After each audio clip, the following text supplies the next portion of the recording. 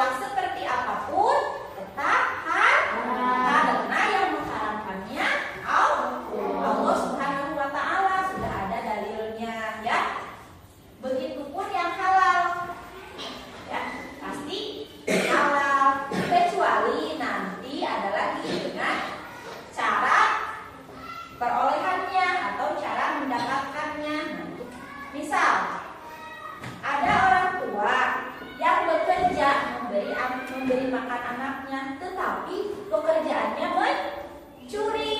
Nah, tapi yang dia beli itu adalah beras. Kalau beras halal atau haram? Halal. Tapi karena didapatkan dari hasil mencuri, maka hasilnya menjadi haram. Itu adalah sifat dari makanannya berdasarkan prosesnya, ya. Coba ini kita baca dulu suratnya. Surat apa ini? Al-Maidah ya. 87. Kita baca bersama-sama coba ya.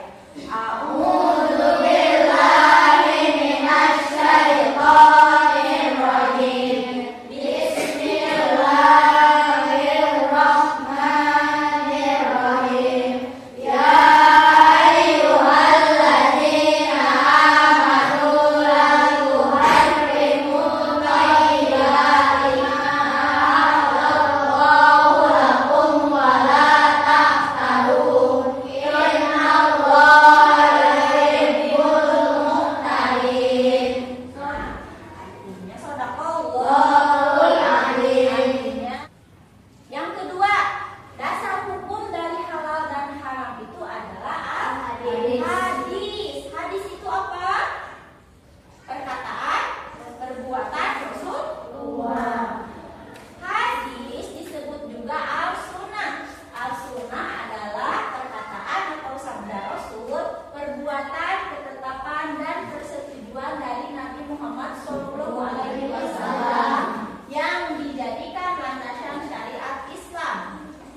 Nah, al-hadis atau as-sunnah merupakan sumber hukum kedua setelah kitab suci Al-Quran dalam menetapkan hukum dan peraturan agama, termasuk masalah halal dan haram. Jadi, kalau di Al-Quran ada yang tidak jelas, diperjelas oleh al-hadis. Nah, ijtihad itu kesepakatan ulama ya.